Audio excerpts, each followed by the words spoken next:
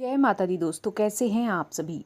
दोस्तों, हमारे चैनल से जुड़ने के लिए चैनल को सब्सक्राइब कर दें और पास में दिए गए बेल आइकन को ज़रूर प्रेस कर दें।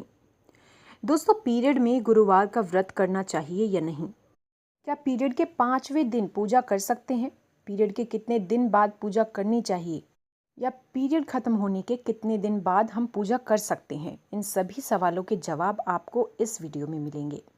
दोस्तों, हिंदू नियमों के अनुसार मासिक धर्म या माहवारी या आप पीरियड जिसे बोलते हैं, इन दिनों में महिलाओं को धार्मिक कार्यों में शामिल नहीं होना चाहिए। इसको लेकर बहुत सारे विचार हैं। महिलाओं को क्या करना चाहिए, क्या नहीं करना चाहिए।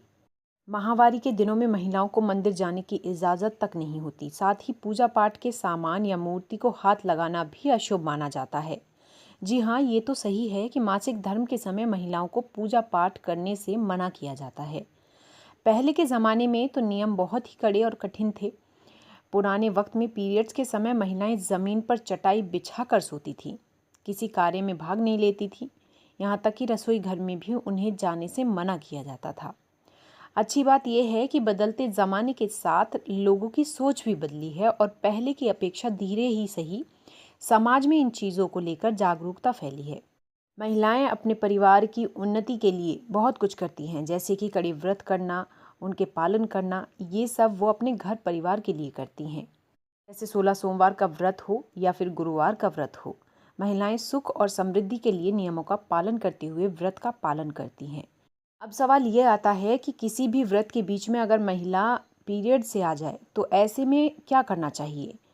जैसा कि हम सभी जानते हैं कि ये बेहद साधारण सी समस्या है, जिसका सामना लगभग सभी लड़कियों को कभी ना कभी करना ही पड़ता है। दिन भर भूखे रहकर सारे नियमों का पालन करने के बाद शाम के वक्त पूजा के समय माहवारी आ जाए तो मूड सा बिगड़ जाता है। तो ऐसे में क्या करना चाहिए? क्या व्रत भंग कर देना चाहिए? व्रत के बीच में अगर किसी महिला को माहवारी आ जाती है तो उपवास या व्रत तोड़ने की कोई आवश्यकता नहीं है। आप बाकी सभी से दूरी बनाकर अपने सभी नियमों का पालन कर सकती हैं। पूजा पाठ से दूरी बनाकर अन्य नियमों का ठीक वैसे ही पालन करें जैसे कि सामान्य दिनों में करती हैं। इससे भी आपको व्रत का उतना ही फल मिलेगा।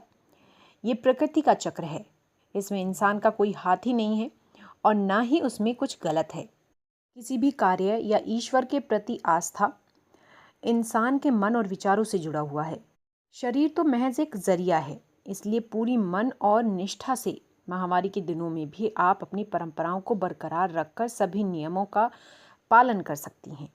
जैसे कि अगर आपको नवरात्रि के व्रत के दौरान पीरियड्स आ जाते हैं तो आपको अपने व्रत को भंग नहीं करना है। नियमों का पालन करते हुए आप अपने सभी व्रत पूरे करें, लेकिन महामारी खत्म होने के 4 दिन बाद तक आप कोई भी अन्य पूजा पाठ ना करें। 5वें दिन आप पूरी तरह से स्नान करके सिर वगैरह धोकर फिर से पूजा पाठ कर सकती हैं। तो दोस्तों, अगर आपको हमारे द्वारा बताई गई ये जानकारी पसंद आई हो तो हमारे चैनल को सब्सक्राइब कर दें, वीडियो को लाइक और शेयर ज़रूर करें। धन्यवाद।